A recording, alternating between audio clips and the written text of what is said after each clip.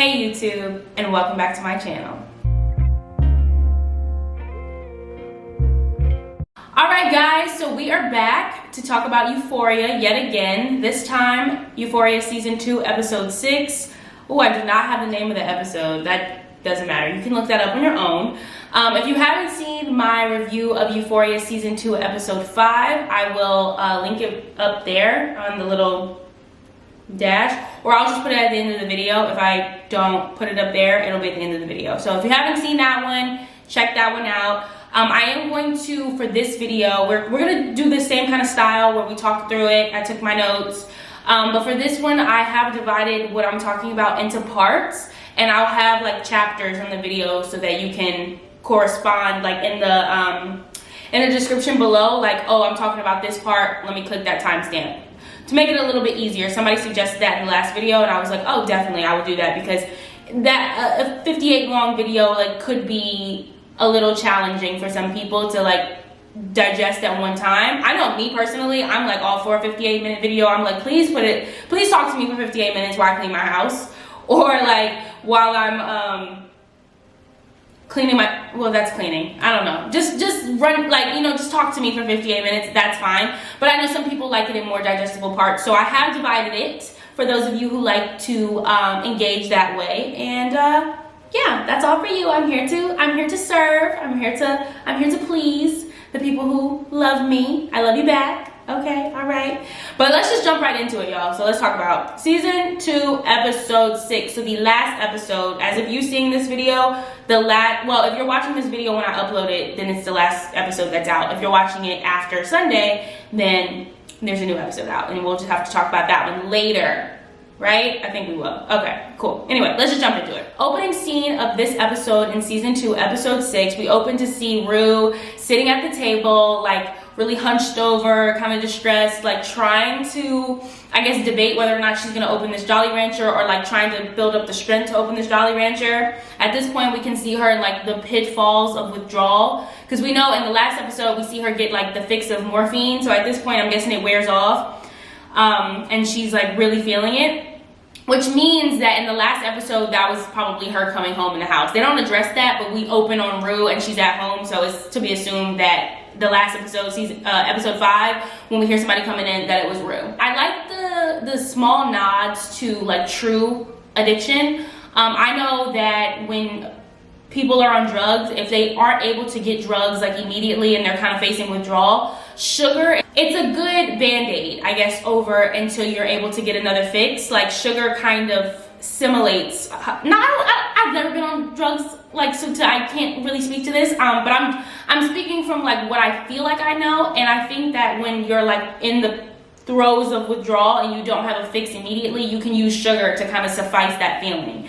So to see her like reaching for a Jolly Rancher, that made sense to me when I saw it. I was like, oh, okay, I see what they're doing with that. So I thought that was cool. Zendaya, again, you know what I like? I like her ability to like not feel embarrassed, because I think, you know, she's sitting there like crying. She's sitting there like, you know, her face is broken out to show drug use, because when you do stuff like meth, and I don't know if she's doing meth, but like I know hard drugs kind of makes your skin go bad and stuff like that. So she's sitting there vulnerable. Like at the end of the day, she's playing a character, but it's still her physical form.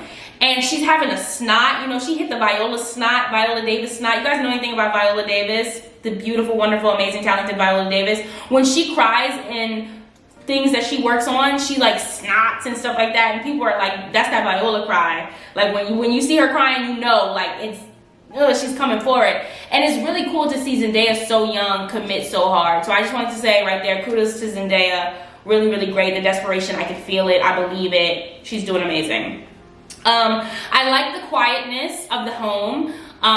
You know, it's very much tense in there. Like there's tension all through it. It's like, once again, Rue's family is in the midst of having to help her recover, and it just shows like they are like, this family is holding on by a string. You know what I mean? It's like the mom is at the sink and she's filling up the cup, and she's just so like lost in her thoughts, like it like fills over. It's just like little details like that to show you that like this is stressful for everybody involved.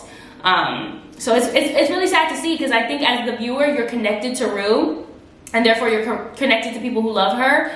So like to see just the toll it's taking, her drug use, the effects of her drug use, the effects of her withdrawal is taking on the people around her is like really, really sad. But well done, very well done by the actors in this scene. Okay, so then she calls Ali on the phone to apologize for those crazy things she says. I think it's great to see Rue take accountability like that, to pick up the phone and call Ali. Like, she's clearly not well, but she still thinks enough of their relationship to want to save it, even though she herself is not doing well. So it was really nice to see that. It goes to show that at the end of the day, Rue is still a great person. And I think I heard Zendaya talk about this, or she didn't speak about it, she wrote about it in some interview where people asked her, like, what is it that you want people to take from Rue this season? And she's like, it's very clear, like, Rue has hit, like, rock bottom. She's at, like, one of her lowest points. But I want people to still love her. Like, I hope people still see that she's a human being. And in those moments, you really do connect back with her as a human, you know, to see her taking accountability like that to save her relationship with Ali. So beautiful, kudos, love that for Rue, love that for Ali, yay, yay, yay. So that's first part, that's beginning scene. Let's move on to second part. And second part, we're gonna talk about Ali coming to dinner. I love that scene. I love Ali coming in and kind of pointing out the different elephants in the room. It's almost like everybody in the family is kind of walking on these eggshells of stuff that they know to be true, but they don't want to say out loud. Like, we're hurting, we're angry at Rue. Gia, I don't feel like I'm getting any attention. It's interesting, maybe they just don't have time in the plot, but I know in situations where there's like one kid like that's really acting out and has to get all this attention, like typically the other kids will tend to either like be really people pleasers, like, mom, I got an A, I'm helping around the house, like I just want to make everything happy for you, or they'll rebel in some type of way to where they're, you know, hanging with the wrong crowd, not coming home one time, talking back, you know, that kind of thing. So it's very interesting to see Gia so demure. I don't really know what direction she's really going in yet. Like, she could be doing all those things, because later on, you know, when they have that scene between between Rue and Gia, and they're like, and dang, I'm about to keep calling her Zendaya. And Rue is like, I don't really know what's going on in your life. And she's like, I'll tell you. I'm spoiling it because this just came to my brain. But, and she's like, I'll tell you when you get back, like as in back from rehab.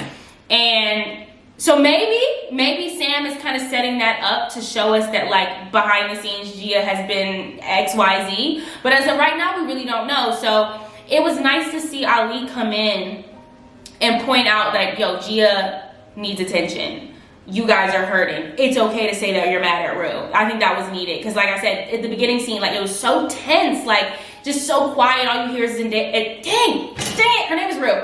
All you hear is like Rue breathing, and it just was nice for there to be like a break in the tension, and I think Ali provided that. Okay, and then, pause, because Mom, I see your hair done when Ali coming over, because you know Mom is like, hair is up in a little clip, and you know, very, like, you know, like she's focused on her daughter, right? But girl, now Ali coming over, she done took the hair down. I said, and then it's funny too, because when he comes in, they kind of like, they have that like little exchange, Ali and the mom. I keep calling her mom. What is her name? Rose? Is it Rose? I'm not sure. I might have made that up, but you know who I'm talking about.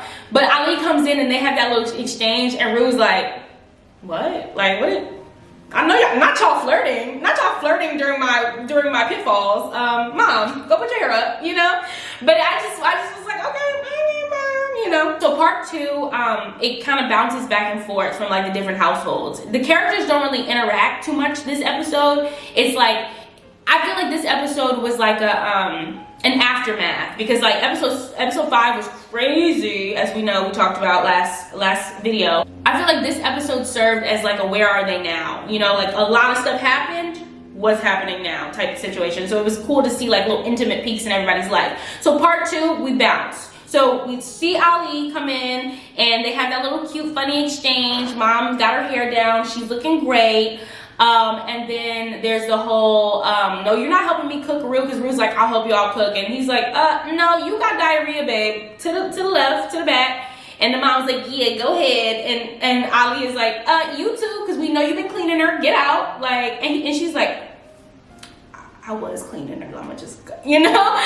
And so, again, I think it was beautiful to see Ali be able to add some sort of comedic relief because that family needs it, okay? So moving right along, bouncing to the next household. So now we go to Nate's house. And like the really only thing, because we're only there for a short time, the only thing that I have to say about Nate's house is why is the pee still on the floor? It's like thickening. Did you guys see that? Like, because remember in the last episode, the dad, like, he's like, I'm out of here because I'm gay and I hate you guys. And he pees in the foyer and they just leave it there. And I think it's supposed to be symbolic probably of the fact that like we're not dealing with his crap anymore. Like we're not even to clean up his physical stuff. We aren't dealing with him anymore. And I get it, but like y'all are living there. It's congealing. Call a maid. If you're not gonna, I don't know. I was like, in your home? Okay, yeah, no, but sure, but still no, you know? We see Nate for like a quick second. We see him and his mom, and I guess like mom's excited that Cal's gone. They're like drinking and smoking in the house, and I'm like, okay, what's up with us giving all these children drugs and alcohol, but provided by the mom? Because remember, we didn't talk about this episode, but the episode when it's Maddy's birthday at Cassie's house, and the mom is like, don't tell anybody, you better not tell your parents that I'm letting you drink, and they're all just drinking in the house, and that's why Cassie throws up in the jacuzzi because she's so drunk. What's up? Like, these are kids, and if you're a kid right now, like if you're under the age of 25 years old, please remember that science says that your brain is fully developed at 25, but that's still case by case basis. You may need longer than that, but definitely at 17, your brain is like not much. Like, I know you know things. Like, please don't think I'm saying that you don't know anything, but it's definitely not equipped for like all these different things in such mass quantities. Like, you shouldn't be getting drunk at 17. I'm so sorry. I love you. If you're 17 and you get drunk and you're like, oh, next video, I love you, but you shouldn't be getting drunk at 17. So the fact that these parents are like seemingly educated, doing well for themselves, judging by the homes that they live in, parents are just giving these kids alcohol just is not my favorite thing, but I get that it's on brand for the show. But I just want you to know as a person watching the show, like if this is your situation, please don't be drinking. Don't do it, okay? Do not do it. All right. Leaving Nate's house, we'll be back at his house, unfortunately. But we're gonna go now to Kat. Oh my gosh, you guys, okay. So we're still in part 2. Kat is now dumping her boyfriend Nathan. Is his name Nathan? Right? I think his name is Nathan. Poor Nathan, if that's his name. Hopefully that's his name because I'm going to call him Nathan. But you guys know what I'm talking about. The boy that is dating Kat. Poor him, because he seems like such a nice guy. I'm thinking we saw him last season for a smidge, and like that's why we're like so excited that Kat had a boyfriend. Like somebody saw her for who she truly was, like this beautiful girl who has so much to offer, funny, is a great friend, like that kind of thing. And we were so happy for them, right? And I'm okay with them not gelling, like them not clicking, you know, and her wanting to explore other options. Like that's not my problem, okay? I feel like if you find yourself in a situation, despite how nice the person is to you, despite how well they take care of you, if you feel like it's not working, like you should be allowed to say this is not working and I want to do something else. But say that. That's not what my girl Kat is saying. Kat is going to sit down and tell him she has like a brain disease. And not even one that she can name. Because why? Oh, you're just going to Google it and it's going to be a whole thing. Girl, I said, what did I write on here? I said, rude, terrible, so sad. The first time you talk all season and you're going to say something whack like this, it really hurt me. It really hurt me for Kat because I'm like, what did he do? You know, it's one thing if he was like mean, but like, what did he do for you to just be like being so mean to him? I didn't like that. I wasn't feeling her. And then but you know what I did think was funny? Her ability to flip the script and be like, oh, now you're gaslighting me. Oh, now I knew you were going to do this. You're breaking up with me. Wow. See, this is why we need to break up, because why would you even believe that I would lie about something like that? Whole time lying, you know? And I feel like that is scary, y'all. Oh my goodness. To be with somebody that is like going to just straight up switch and flip the script on you when you know what's up. but they're gonna flip it like you don't. I don't like that. I don't like that because it makes you feel like, I don't know. I feel like if you're not strong enough, my boy Nathan was pretty strong, and he was like, girl, anyway, kick rocks, you know. But if you're not strong, you might be like, oh no, like, I'm sorry, that wasn't what I was trying to do, you know, and you might blame yourself. So in that regard, if you find yourself in a Nathan situation, please read between the lines, check into your intuition, and know, like, yo, this is some whack stuff, and I gotta go. So enjoy your hospital visits, you know. I mean, I don't mean that in the way of like a person who's actually sick, but like, girl, yeah, enjoy your time, okay? Enjoy your time. All right, part 3. So now part 3, we are going to Cassie's house. Okay, so now we're at Cassie's house dealing with the aftermath of Maddy finding out that, you know, Cassie been sleeping with Nate. Oh my gosh, girl. I can't believe Cassie is really trying to sit here to justify the fact that they were not together. I don't care. I don't care. I don't care. That's your friend's ex. And not only is it your friend's ex, that's already dead zone. Like I dated him, I liked him, whatever the case with him, you don't talk to him. Like, that's it. Like, no tea, no shade, but like, you're my best friend. It's not like we're like acquaintances. It's not like I just met you. No, you're my best friend. Why do you need to talk to my ex? Why? Oh, he's nice to you? Girl, get a book. Get a book that's nice. Self-love. Get a puppy. Like, talk to me more. Like, I don't know what you need, but like, that's not the answer, okay? So I'm just not feeling her, okay? We're only there for like a quick second, so let's jump now to Fez and Lexi, because again, this is an episode where we're kind of dipping into people's households to get intimate looks at what's going on with them right now. And so now we're going to go to Fez and Lexi. Okay, let me just say this about Fez and Lexi. For those of you who might be, was it Flexi? I don't know what people are calling them on Twitter. I don't mean to offend you with what I'm about to say, but this is my opinion. Cute, but I don't care. It's not bad to say, I don't care. I don't care about Fezco and Lexi. Unless their storylines connect to the main people that I care about. Rue, Maddy, Cassie, Kat, Jules, Elliot, Nate, Gia, you know what I mean? Like, Ali, like, unless their storylines connect with these people, they're not giving me enough. And this like little romance that like we're so pressed to see over and over again. I mean, has he even asked her on a date? Have they kissed? Like, I see they touch hands. I'm getting ahead of myself. Like, they're gonna do that later on. But they touch hands, they watch a movie together, but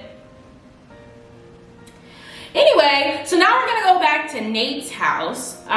So Nate and his mom are just like drinking in the kitchen. Okay, I mentioned that. I was like, I'm not understanding that, but cool.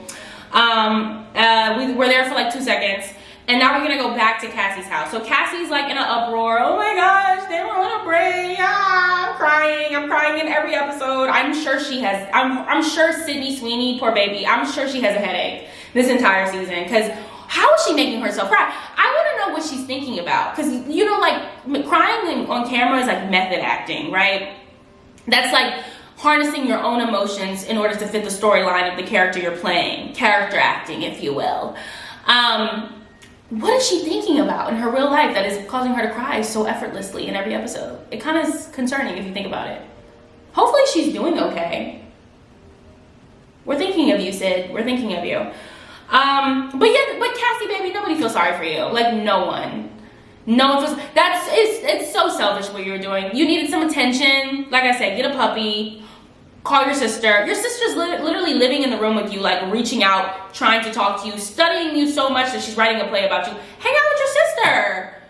No, because my sister is not going to give me something. Let me explain to you why Cassie is thriving from being with Nate, and this can possibly relate to people maybe in your own life. If you've had a Cassie Maddy situation, or if you've been Maddy or Cassie, this is the tea, okay? A person like Cassie already has very low self-esteem, right? Like, it's clear she has low self-esteem. She's looking for validation in any way she can get it, but it's not enough for her to fulfill herself in any of the options that I listed. Getting a puppy, talking to her sister, self-love, spending time with her mom, volunteering. I didn't list those things, but I'm listing them now. That's not enough for her, okay? She's so low. Her self-esteem is so on the ground that she needs to take something from someone else and be validated by that in order to feel good about herself. That's how low it is. It's not enough for her to feel validated by means that are accessible to her. She needs to take from somebody else, because what that does is, oh, I must be good because her boyfriend wanted to talk to me. And there is an emphasis on her, right? Because it could have been anybody's boyfriend, right? But it needed to be Maddy's boyfriend, right? Because this is my best friend. You must really like me because you know we're best friends and you still want to talk to me. Ooh, that must mean I'm so special, girl. No, he can just see you come in. And if you've been a Cassie, please don't justify your actions in this regard by saying like, I must be so great because he's in a relationship, but like he wants me, right? Like he would be faithful otherwise, but I'm just so great that he just needs, no, he just knows that he can. What did the prophet, great wise prophet, Miss Cardi B say? N-word, we're not gonna say it, don't say it. Is only gonna do what you allow. He's only gonna do what you allow. And he knows that you're gonna allow him to pick you up at night, take you to a warehouse, bang it out, drop you off, and not have to talk to you at school the next day. Why would he not do that? I mean, he's a boy. Not to say that men are like dogs or anything, that's not what I'm saying. But I'm just saying like, men are carnal, right? Like they're wired to like hunt. They're wired to go after things, to chase. Easy prey, right? You know, Maddy is giving him problems. Let me tell you this too. Masculine energy, and that's transferable. It doesn't have to be just only in masculine form or physically masculine form. Masculine energy, they like to be around things that are comfortable, okay? Women, we're emotional. Like we connect through emotion, we connect through talking and feelings and stuff like that. Men like to be around things that are easy, okay? So like the hottest of the hot girl, yeah, that might look nice, but like, can I kick it with her? Like, is she high maintenance? Is she like, you know the cool girl trope? How she's like, she's just so cool. She just like lays back and eats pizza with the guys. She doesn't even care about makeup. Like that whole thing. Why do guys like flip for her in every movie? Because she's easy to be around, okay? A Cassie is easy for Nate to be around. Of course, why? She doesn't have all of the hang-ups with this relationship that a Maddy would, who's actually his girlfriend, who's actually been lied to, who's actually been abused, like, who's actually had to deal with his crazy family. She doesn't have that. So of course she's fun and easy to be around. So what does that mean? That means he's gonna wanna go over there. That has nothing to do with who she is as a person, her talents, what she likes, what her dislikes. If you notice, he doesn't even talk to her. She's like, what are we doing? He's like, you'll see. He doesn't care. 37 outfits in the last episode, and he didn't care until the one time she was dressed like Maddy. And he didn't even care then, he just looked at her. Like, please, going back to what I was saying, if you're a Cassie, stop being a Cassie. Okay, like just in this regard, like Cassie's a cool person. I'm sure we're gonna hate her again next episode because I've seen some clips from like the storyboard of next episode, and it looks like now we're getting ahead of ourselves. Don't worry. But stop being her. Okay, stop being a Cassie. You're not special because this girl's boyfriend wants to talk to you, or this girl's boyfriend, this or somebody's significant other. It doesn't matter. Okay, it doesn't matter. Gender is irrelevant in this case, or in any case. We love everybody. If somebody's significant other wants to talk to you, first of all, they trash, okay? That person is trash, and they're gonna be trash to you, so please don't ever think that a relationship, a real positive relationship is gonna stem from this. That's not happening, okay? But more than the fact that you'll never get a real relationship out of this person doesn't even like you. You're not special, you're easy. You're easy to be around. You're providing a Band-Aid so that this person doesn't have to deal with whatever it is that's going on in their actual life. Whether that be a relationship that's falling apart that they refuse to address, whether that be their own hang-ups from childhood that they are like refusing to look at and heal, whether that be like problems with their family that's happening currently, whatever the case may be, there's something going on in this person's life that they don't want to deal with, and they're using you as an emotional blanket. But the key word in that is using. You're not special. Hang it up. Get over yourself. Because no one cares. Okay? Cool. That was a tangent. Sorry. But Cassie, girl, shut up. Okay? I like boxed it in. I was like, girl, no one feels sorry for you. Oh, so anyway, now we're going back to Nate's house. Okay? We're still in part 3, guys. We're going back to Nate's house. So Nate and his mom are drinking. So great for them. I love that. I did like when Nate's mom was like, yeah, I didn't like Maddy either, but you didn't have to go choke her. And he's like, what? Mom, they dropped the charges. And she's like, okay. I like that. I like that she was, because you know, so often a character like Nate comes from a family that's like, of course, son, we know. You never would do that. If you've ever watched those Lifetime movies that deal with like domestic violence or some kind of assault, the kid always comes, the person that has done the crime typically comes from a family that's like, son, you would never do that. We know. We will take care of this, you know? And he totally fits the description of like good-looking kid, doing terrible things, but like always getting away with it. Girls want to be with him, you know, whatever. Okay, that trope. But it was nice to see he had a mom that was like, yeah, sure. I know who you are. You're an angry kid. And as the conversation progresses, it's nice to see her get vulnerable and show that, like, you know, I was an active mom in your life. Like, I did notice when you changed, and I've always wondered what happened to you. And I wonder if that's like a setup by the director to show us later that something did happen to Nate that kind of progressed him to be this dark and seemingly apathetic person. So maybe, I don't know, that's just like a little gem that maybe is coming our way probably next season. But it was still a good moment to see Mama be like, yes, yeah, I know you did that. You choked her. Don't choke me. Remember, she's like, whoa, don't choke me. But, oh, the cursing. I just don't think I'll get used to that. I don't think I'll get used to these kids just screaming and yelling at their parents.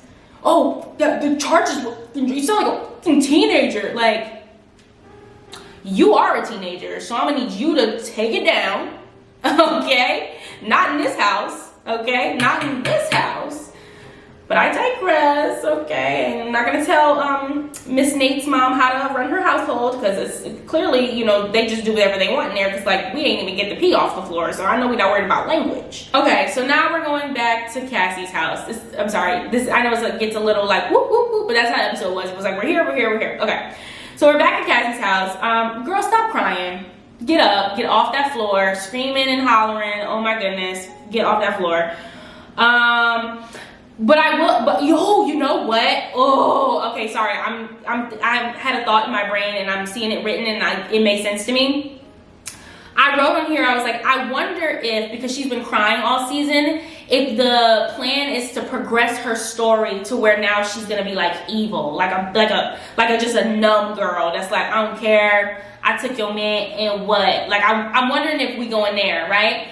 And I saw kind of clips of the storyboard for next episode, and that actually might be the case. So I'm very interested to see how next episode unfolds. But this whole crying thing, I'm over it. So honestly, I probably would welcome a little change. I'm gonna hate it, right? We'll hate it because it's like, how dare you talk to Maddy like that when you're the one who did this?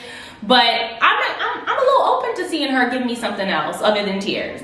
So all right, little sit, we'll see, little Cass.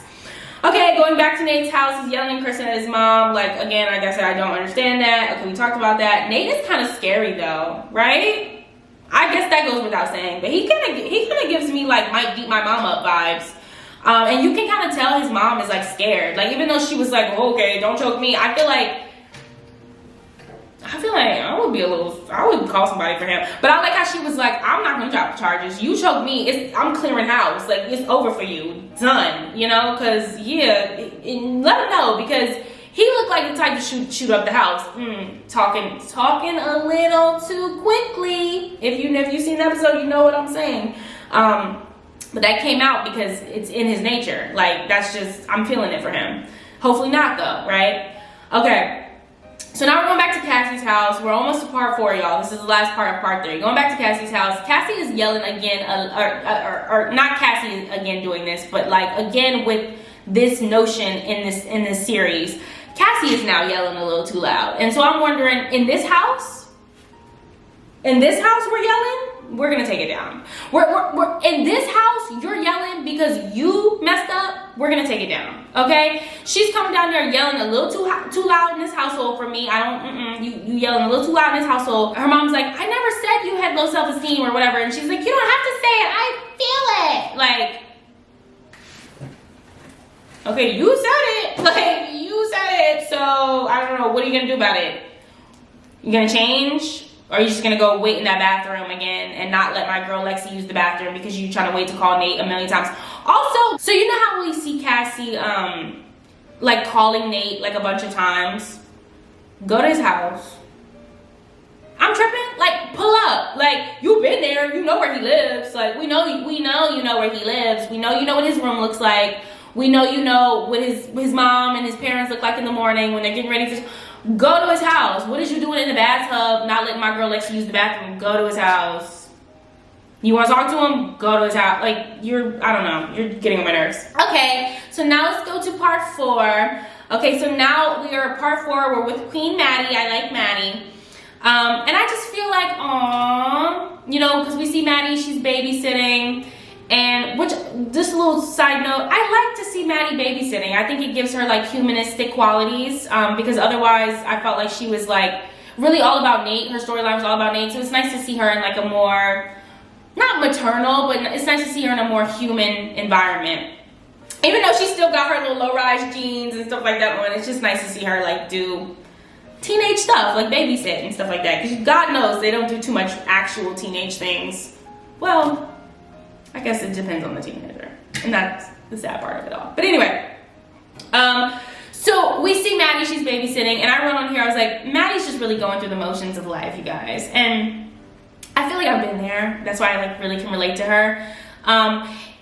It's when you go through something, for those of you who've never experienced like heartbreak or betrayal, and for those of you who have and who can relate to what I'm saying, when you go through something like that, it's not even so much about the actual betrayal or the actual action of what caused you to feel this way, but more so the thought of knowing that you can't go back from it.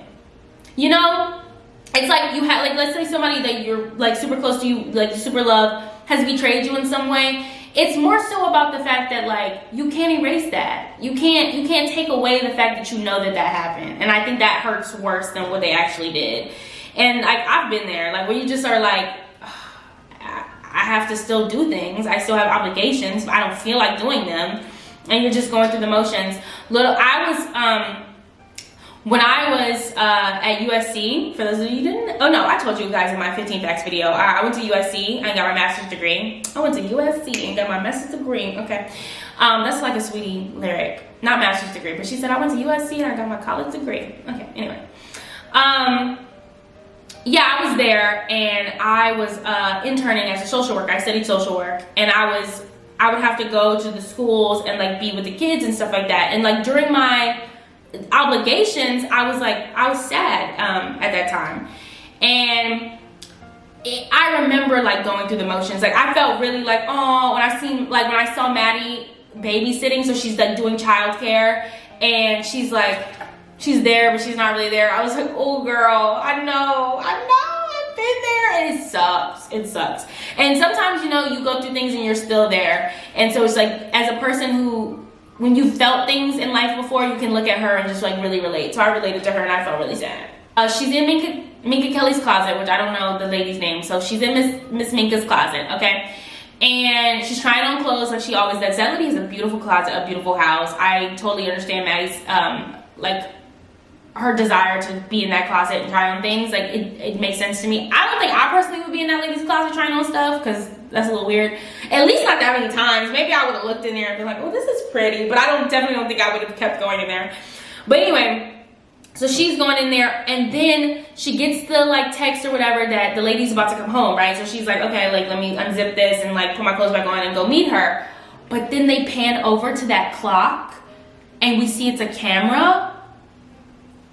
So now you're wondering, like, okay, does Miss Minka know that there's a camera there? Like, is this something placed by her husband? But we don't really see too much of the husband, so I'm having to think like they're setting the storyline up for it to be Miss Minka's camera, right? So then I'm like, she knows Maddy's been trying on her clothes. That's one thing. But another thing I'm thinking, like, are they doing like, right? I mean, hey, like, this is like a amped up Degrassi. I don't know why they wouldn't touch on, you know what I mean?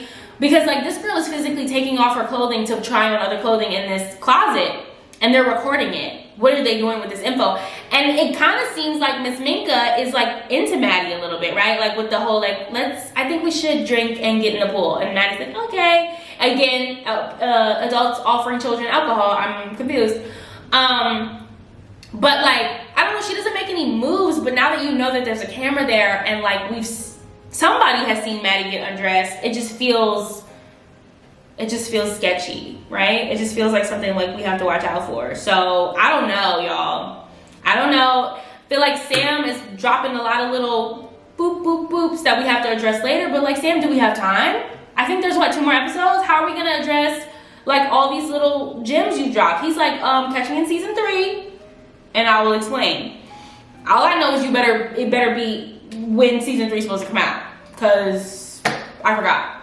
You know, I forgot. So hurry up. Let's go now to part 5, okay? So now part 5, we are with Lexi and Fez. They're with the Stand By Me situation. Because remember, he connected her idea for her play to the movie Stand By Me. It's something that they've both seen. Super duper cute. Love them. No, this was cute. I enjoyed the scene of them kind of just like crying and like connecting over something that was really innocent, because everything else is so uninnocent. I'm pretty sure Lexi's kind of innocent, right? I couldn't tell if she was smoking weed or if she just was coughing because Fez was smoking weed, but she seems pretty innocent nonetheless. I guess a little judgy, but innocent, you know? And that was just a nice, sweet moment. It was nice to see them have like human traits of like, we're just watching a movie and we're connecting, we're laughing, we're bonding. And Fez kind of lives a hard life. So to know that he enjoys watching a movie every now and then is sweet. And then they have that whole moment where they sing the song together, like, darling, darling, stand by me, oh, stand by me. Okay, cute, right? Cute song. I still don't care. Oh, I don't care. I'm sorry. Love you. Fez is cool. I think they're both individually good characters, but it's like their connection together. I feel like they're dragging it. The first episode, I was like, oh, I like them. But they're dragging it. And I think Twitter is also dragging it. Oh, like sexy, like. So, Rue is gonna be sold to a family for losing that suitcase, and we talking about sexy. I don't care. Also though, little possible spoiler, I heard Fez might die. And I'm sure some of you have heard that too. I heard Fez might die. I don't know who's leaking this stuff. I've heard people say that Euphoria is getting leaked all over the place, and that's probably why people got the storyboards for next week. Or maybe there's like a promo or something they got a storyboard from. I don't know, but yeah, people need to stop doing that. That's not cool. Okay, so now we're still in part 5, and we go from Fez and Lexi's house to Maddy's house. We see Maddy come home from the babysitting job, right? And she comes home and she's like, she changes her clothes, and we see Mr. Nate in her room lurking with a gun, and it's really super awful. But you know what I wrote down? I wonder how this show decides like who will be shown naked and who won't be. Because you know, we see Cassie body, right? Body, okay? But everybody else, like when we see Rue take a shower, the times that we've seen her get in the tub, like through withdrawals, like we see her back. Even Maddy, when she's changing, we see her butt, but we see like the back of her. We don't see nothing frontal. So I'm like, did Cassie say like, is she getting paid more to show her body, or how'd they pick her? I wonder if it's like playing into like the stereotype of like her being like a blonde girl and like trying to make her seem like more open to things.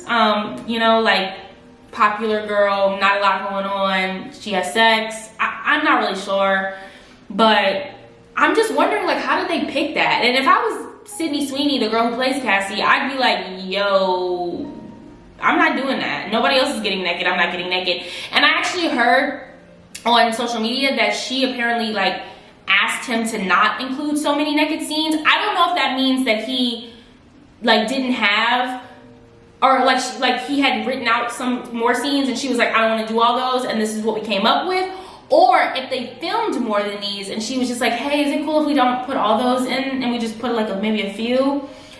I don't know, but all I do know is like, stop. Like I don't feel comfortable with like her being the only person being naked. Anyway, that's a little tangent. So we see Maddy come out of the closet. She sees Nate. And isn't it so ironic that she's standing in front of a sign that says smile, you're on camera? Because, you know, going back to her being in the closet and there was a camera there that she was unaware of, but she kind of has like, oh, it's a funny sign in my room, smile, you're on camera. I thought that was interesting, and one of those Easter eggs that I feel like Sam Levinson puts in his shows to kind of make us be like, you know, that we were talking about in the last episode. Yes, these are episodes. And the last video, I was telling you about the things that Sam places to make people be like, okay. And I think that was one of them. The whole thing with Nate was awful. Like that whole scene of like Russian roulette, give me the tape, otherwise somebody's gonna die. Ooh, that was bad. That was bad. And again, goes back to what I was saying. It's more so not about the act of it, which was terrible, but just the fact of knowing like this is like that happened and she can't come back from that. She can't erase that. This is somebody that she loved. This is somebody that just betrayed her in another way. This is somebody that she was contemplating getting back together with, that literally was her whole entire story arc for a while, has now put her in such an awful, traumatizing position. Like that's something that you think about forever, right? That's not something that you just be like, oh yeah, that one time my crazy ex-boyfriend came in my house and put a gun to my head so that I could give him back his dad's sex tape. That was wild. No, that's something that like haunts you.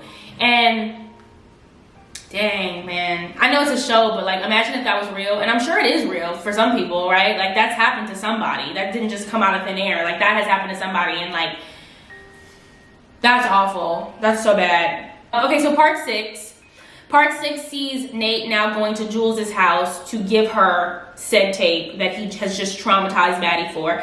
I didn't like that whole thing. Jules is a dot pocket at this point, because what you doing? You feeling Nate? You feeling Nate? Because I thought you wanted to be with Elliot. I thought you wanted to be with Rue. So what's actual tea right now, babe? Who do you like? Do you like yourself? I'm not sure. I mean, not to say you can't like yourself if you like a bunch of people, but like you're hurting a bunch of people. You're hurting Rue. Maybe now you're hurting Elliot. Maybe he really likes you. Ooh, though, but fun fact, Hunter Schafer, who plays Jules, and then I don't know who plays Elliot. I don't know his name off the top of my head right now, and I'm not gonna look it up. But you guys know what I'm talking about. The guy who plays Elliot and Jules are actually dating in real life. So awesome for them. But anyway, back to the show. So Nate is going to give Jules the tape, and Jules doesn't trust it. She brings out a box cutter. Okay, cool, girl. I mean, I guess like definitely protect yourself, but also like if you're that scared, make him meet you outside or something. Why did you get in the car? I don't know. But okay, so yeah, he gives her the tape. I'm like, that's cool, I guess, but like he could have also just kept it, you know, like he could have also just kept it and not, because she didn't even know a tape existed. Which I thought too, I was like, well, now she knows a tape existed, so now you've created trauma for two people tonight. Maddy, of course, which we just saw, but also for Jules, who now knows that somebody has taped her without her permission. I feel like that's traumatizing. Even though she has the evidence in her hand, and it's not like it's like, oh, it's like Tommy Lee, Pam Anderson type, it's all over the internet. Or I should have said Kim K and Ray J, okay, you know, the OGs of it all. Well, I guess Tommy and Pam. This doesn't relate to the show.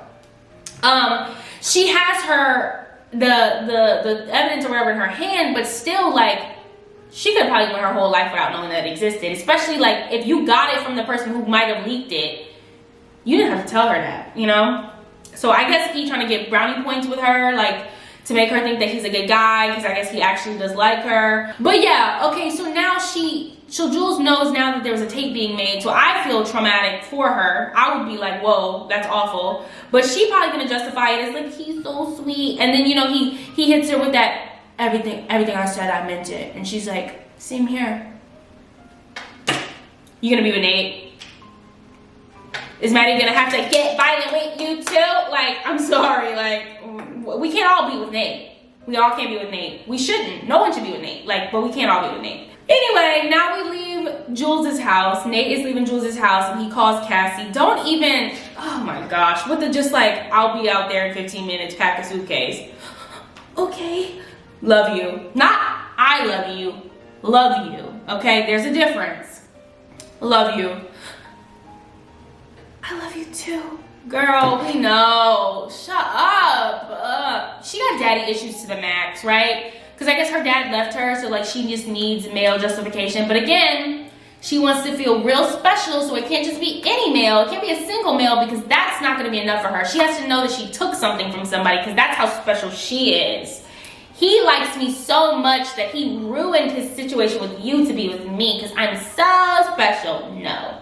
You're so easy. You're so right there. You so let him do it. So I just feel like Cassie is like so destined to be abused by Nate in some way, whether it be physically. Ooh, what if he right?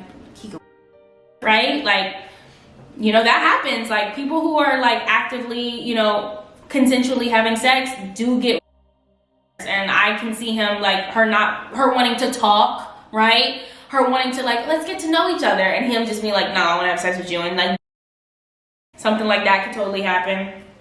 But this is like the most crazy toxic situation. She gonna go live with him? So you don't live at this house anymore that you just screaming in the other day. You just screaming at everyone in this house, not letting my girl Lexi use the bathroom. But now you live at Nate's house with the pee in the hallway? Okay. No, like, do you? Her mom was like, I guess do you? Because she didn't stop her at all. She didn't even say anything. She was just like, okay. So now we're in the final scenes. This is the last part of the video, guys. Final scenes. So we see Rue and her family. They're eating with Ali. So I guess we've transitioned from cooking to now we are eating with Ali. And I like how real, again, this is just me reiterating, I just like how real Ali is keeping it about letting them know, like, yo, it's okay to be mad at her. It's okay to not believe her. It's okay to acknowledge the fact that stuff is not perfect. So we don't have to, and they're so fixated, the mom and Gia are so fixated on supporting Rue that I feel like they're not supporting themselves and acknowledging that they have issues too, like they have feelings too. And I like that Ali brings that full circle, like, no, you guys are people. Like, it's okay to be people right now. So I thought that was super nice. Also, I don't think I mentioned, but I really enjoyed when Ali and Gia had their little intimate moment, like in the kitchen. That was a cute moment. It kind of made you feel like Ali could fit in the family a little bit. I don't know how that would work, two drug addicts living in the same house. But, you know, it's well, former drug addict and current drug addict. But I don't know, it could be good for her, you know, to see like the progression of a person getting better, and also good for him because we know he didn't have the best relationship with like his daughter, so it's kind of his chance to like maybe do it over. I'm getting so ahead of myself. They haven't even gone out on a real date, the mom and Ali, but they could. Ooh. Okay, but the last scene, right, closing scene, because now we have Gia and Rue in the bed having like that sister talk of like, hey, what's going on in your life? And she's like, I'll tell you when you get back, that I mentioned earlier. And they drift off to sleep, and then we just hear mom in the room like begging the people to have a bed for Rue to go to rehab. That was so sad. Oh, she's just so fragile and broken. My daughter, she just kept saying like, I know my daughter, she's going to. And you know what's so sad about that even more? She doesn't even know how deep Rue is into this. She's thinking it from the perspective of like, my daughter's gonna die because she's taking drugs. But what about the fact that like Rue owes Lori all that money? She doesn't even know about that. I feel like that's got to come back in some way. Like they locked her in that house and she broke out. That's going to have to come back somewhere. That was such unfinished business. And if they don't address that again, I think that that's poor writing skills. And I don't believe that Sam is going to let us down in that way. So that's even more stuff to worry about. It's just really, really sad. This family is literally hanging on by a broken string. It's not even a full string. It's like a limp string. And to have that be on top of it is just, oh my gosh. Season 3 is finna be wild, okay? But that was it, guys. That was all the episode that I watched. All the notes that I took on Season 2, Episode 6 of Euphoria. Hope you guys enjoyed this video. Let me know down below what you guys think. I liked in the last video, some of you guys, we did comment back and forth a little bit about your theories of the show. So if you want to do that again, I'd love to do it. And yeah. Make sure you like this video. Make sure you subscribe if you haven't. Thank you so much to everybody who participated in the giveaway for the Valentine's Day giveaway. As I'm filming this video, the giveaway is ending tonight, actually. It's Friday right now. So yeah, thank you guys so much for participating. I'm really excited about this. The shirts came out great, so I'm excited to be sharing those with you guys. And I'm thinking that I'm gonna make some more soon and and actually sell them. So I'll let you guys know when that is like in motion and we all have merch together. So fun. But yeah, I just want to say a big thank you for everybody that participated. Make sure you like this video. Make sure you comment on this video. Make sure you subscribe if you haven't. Follow me on Instagram. Follow all my social medias. They're all linked down below. I love you guys super, super duper much. And I'll see you next time, okay? Mwah! Bye-bye.